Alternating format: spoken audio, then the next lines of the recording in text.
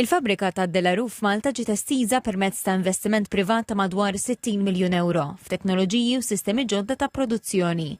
Il-proġett li beda fl-2022 jinkludi sistemi viżivi avvanzati u proċessi aktar effiċjenti fil-produzzjoni u mistenni wassal għal ħolqien ta' madwar 120 impjieg ġdid ta' kwalità u taħriġ speċjalizzat għal ħaddiema Maltin u Għawċin.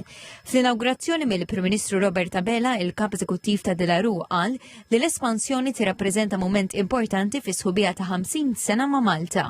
U għafaħħar li l-pajis l-ambjent favorevoli u ta' sosten li qed joħloq għan negozji internazzjonali u qal li dan l-investiment huwa sinjal ċar ta' fiduċja fil-futur ta' Malta. What we find also in Malta is a workforce that is incredibly passionate and incredibly diligent in what they do. That is willing to learn, that is willing and takes a passion for everything that they do.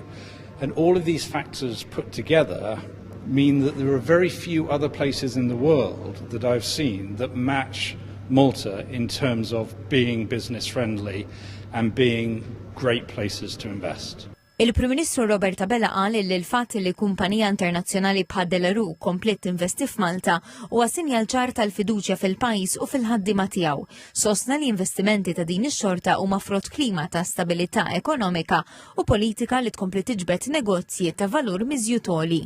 Madwar 5 snin ilu konna ġejna hawnhekk u qedna l-ewwel ġebla.